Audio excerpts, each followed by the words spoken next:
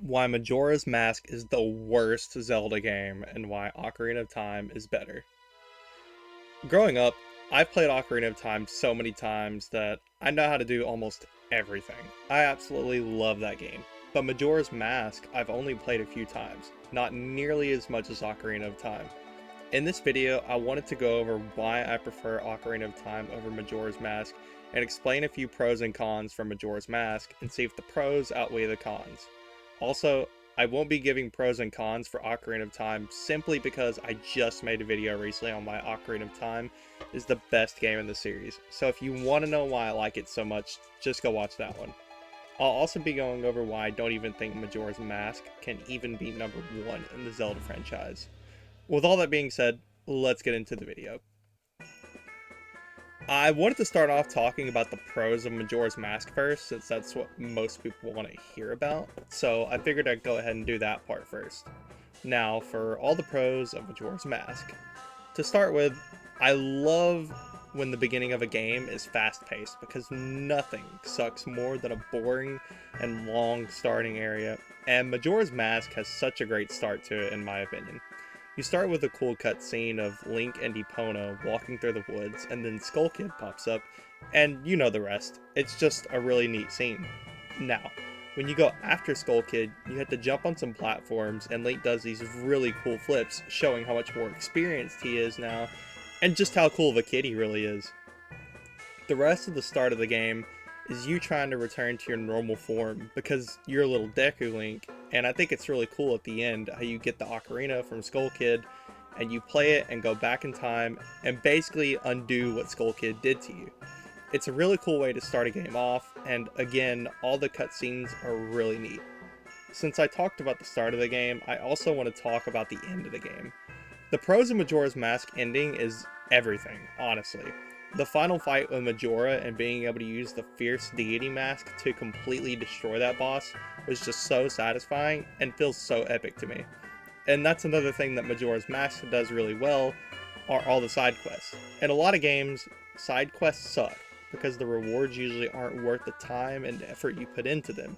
But in Majora's Mask, you get the best reward of all for doing all the mask side quests, the Fierce Deity Mask. And that mask is probably one of, if not the best side quest reward I've ever gotten in a video game. The next thing I want to talk about are the cons of Majora's Mask.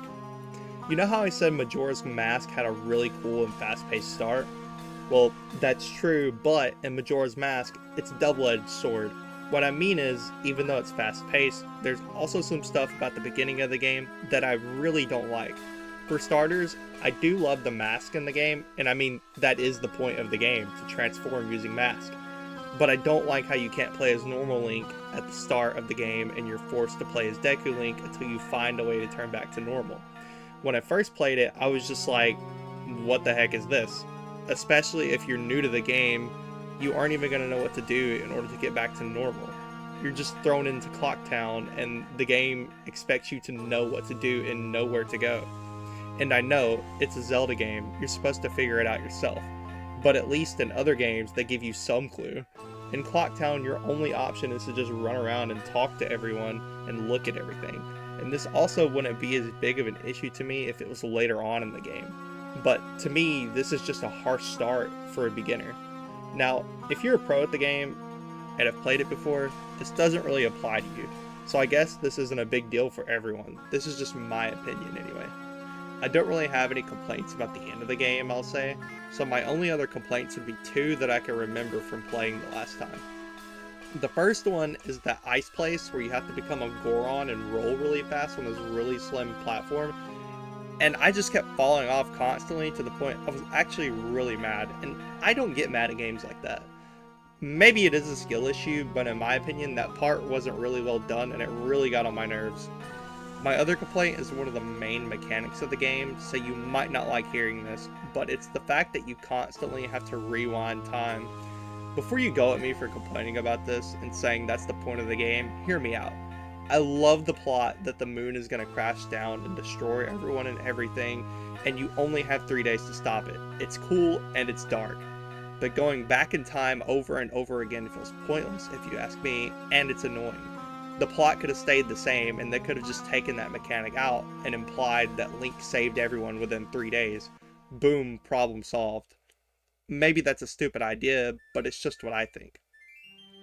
So, do the pros outweigh the cons? I think so. Overall, the game is still very well made, and I love almost everything about it. But to me, it still can't be number one in the Zelda series, and it isn't just because I like Ocarina of Time more. Its main downfall is that it is a sequel, and that's not me saying sequels can't be better. There's lots of games and movies where I think the second one is better, but Ocarina of Time was a masterpiece, and despite its flaws, Majora's Mask would be nothing without that game. They used assets from Ocarina of Time in Majora's Mask to speed up the game development, so most of what you see is nothing new and just kind of has a new name slapped on top of it, and that includes songs, not just textures. I'm not against someone claiming it's their favorite, but you can't deny that they just ripped most of it from Ocarina of Time. Well, that's really all I have to say about Majora's Mask and why I don't like it more than Ocarina of Time. If you like this video, then leave a like and comment what your favorite Zelda game is. If you want to see more of my videos, then hit that subscribe button, and I will see you all in the next one.